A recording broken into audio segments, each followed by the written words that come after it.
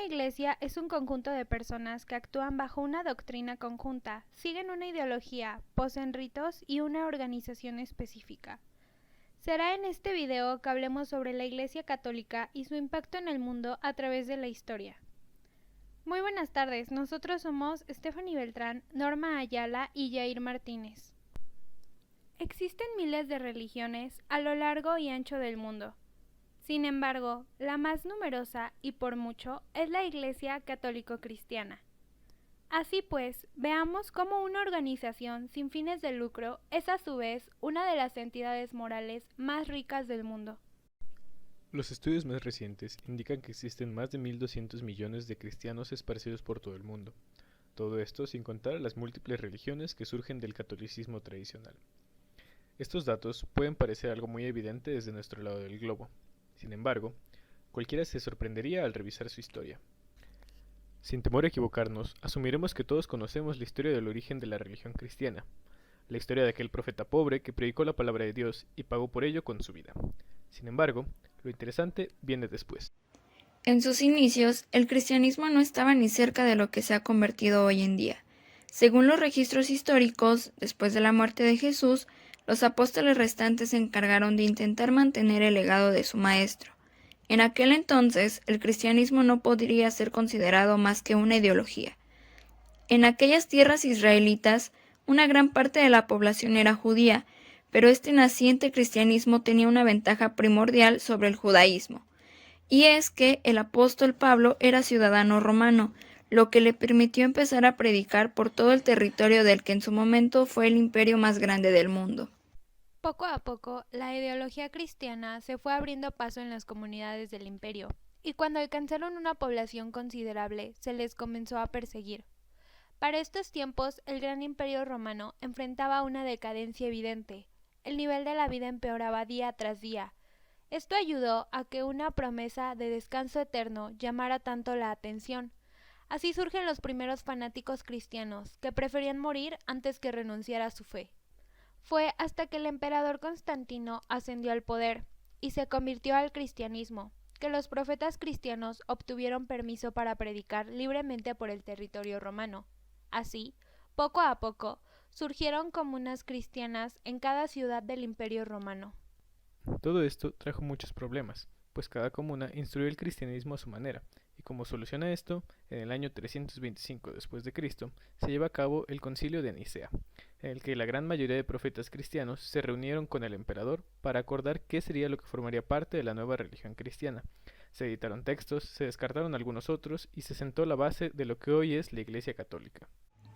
En este punto de la historia ocurren dos cosas interesantes. La primera de ellas es que la formación de los primeros grupos protestantes, pese a ser mayoría, no todas las facciones cristianas de ese momento estuvieron de acuerdo, lo que derivó en minorías cristianas que, aunque tenían la misma base, manejaban ideales distintos. Es en este punto que el cristianismo sufre una de las metamorfosis más importantes de su historia, y es que es a partir de este momento que todo cambia, pues lo que en algún momento fue tan solo una filosofía derivada del judaísmo ahora se había institucionalizado, y es esta la segunda cosa que resulta interesante luego del Concilio de Nicea, pues a partir de aquí, con una iglesia plenamente formada, ideas unificadas entre la mayoría de las facciones y una cantidad considerable de seguidores, el cristianismo comenzaría a trazar el camino que lo llevaría a lo que es hoy en día. ¿Y cómo se pasa de una institución a un imperio como lo hizo el cristianismo? Como sabemos, el Imperio Romano venía en decadencia desde hace ya un tiempo. Se debilitaba año con año y sus enemigos lo notaban, por lo que en el año de 1453 cae en batalla la gran ciudad de Constantinopla, la ciudad más importante en ese momento para los romanos, a manos del Imperio Otomano. Aquí comienza la disolución de este imperio y esto tuvo graves consecuencias en las comunidades, pues las personas que cobraban los tributos y se encargaban del mantenimiento en las ciudades ya no cubrían sus tareas. Los acueductos no funcionaban, los caminos se dañaban, el crimen aumentaba y mil problemas más. Con la caída del Imperio Romano es donde la Iglesia toma acción. Se encarga de las responsabilidades que pertenecían al Estado. Con esto, comenzaba a ganar más y más poder sobre la gente, recibía donaciones para continuar con sus labores y no eran pocos los lugares en que el cura era la máxima autoridad dentro de su comunidad. Si somos completamente objetivos, podemos decir que la Iglesia, refiriéndonos así a partir de ahora a la institución católica, es el imperio que más tiempo ha perdurado. ¿Y esto por qué? Bueno, la gran ventaja que tiene esta institución es el hecho de que su poder no se basa en territorios dominados, sino en territorios, como ellos los llaman, evangelizados. De esta manera, no importa si todos los templos son destruidos, mientras existan fieles a la Iglesia, esta jamás se podrá extinguir. Con todo esto que hemos dicho, es fácil saber qué camino siguió la Iglesia para convertirse en lo que es hoy en día. Con dicha estrategia y el suficiente tiempo, la Iglesia levantó un imperio, todo esto bajo la mayor figura de autoridad que puede existir, una figura que siempre te ve y sabe lo que haces, una autoridad de la que no se puede escapar. Como buena institución, necesitaba una sede central que pudiera dirigir toda la operación. Es así como surge la Santa Sede, hoy ubicada en la Ciudad del Vaticano.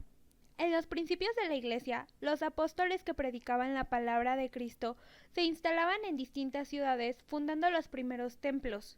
Siendo así, se cree que esta sede que se instaló en Roma fue dirigida por el apóstol Pedro y con el tiempo se convirtió en la cabecilla de todo. Con la intención de cubrir la mayor cantidad de áreas posibles, se jerarquiza de esta manera. Aunque claro, esta sería la organización actual, pues en el pasado no eran necesarios tantos rangos.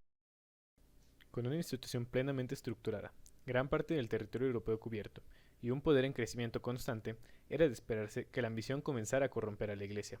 De esta manera, que pasamos de una filosofía de amor que buscaba ayudar siempre al pueblo, a uno de los capítulos más oscuros de toda la humanidad, la Santa Inquisición. Bajo la idea de buscar el bien de la comunidad sin importar los medios para conseguirlo, se cometieron muchas atrocidades, las cuales fueron justificadas en su tiempo. Se reprimieron muchas ideas revolucionarias y a las personas que las defendían, tomaron el control de la educación que se impartía y gobernaron con miedo a los pueblos. Cualquier cosa que consideraran diferente o que iba en contra de sus intereses, lo tachaban de pecado y se deshacían de ello. No es necesario decir mucho más. Todos ya hemos oído sobre los métodos de opresión que utilizaban.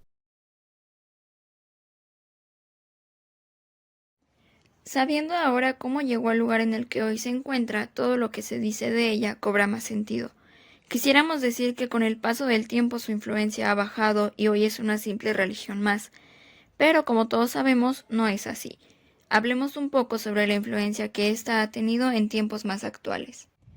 En España, la Iglesia Católica fue de las instituciones más poderosas durante siglos.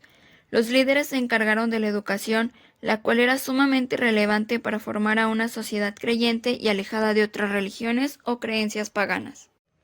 La unión entre la corona de Castilla y de Aragón en 1469 provocó que la Iglesia consiguiera entrar en muchas esferas de poder, encargándose del aspecto social, económico y cultural.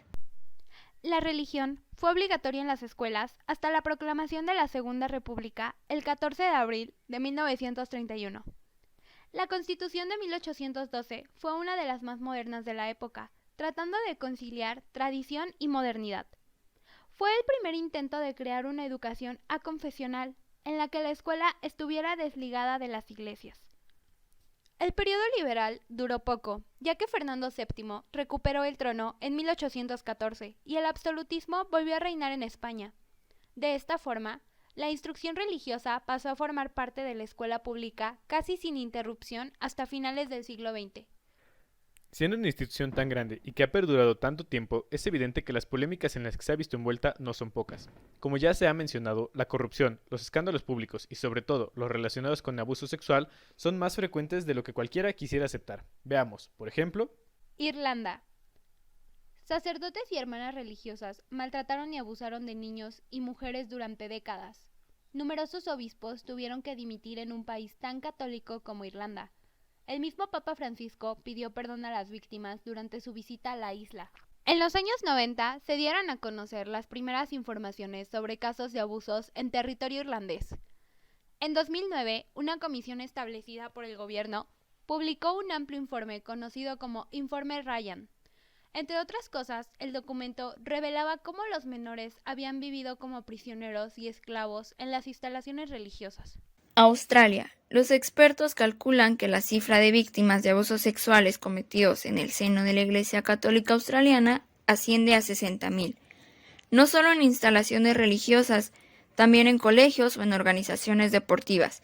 Sin embargo, las informaciones sobre los procesos abiertos contra religiosos escasean en Australia.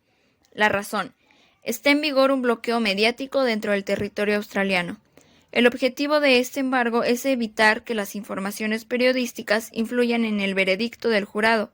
Los periodistas que, pese a esto, informen sobre estos casos pueden ser perseguidos por la ley. Estos son solo algunos de los muchos casos más recientes que se presentan constantemente, y aún así no son ni de cerca los peores.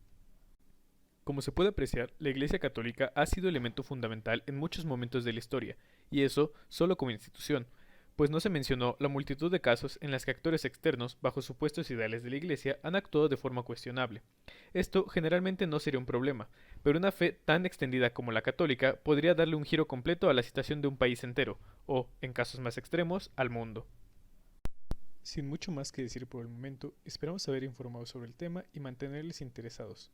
Con esto nos despedimos. Muchas gracias.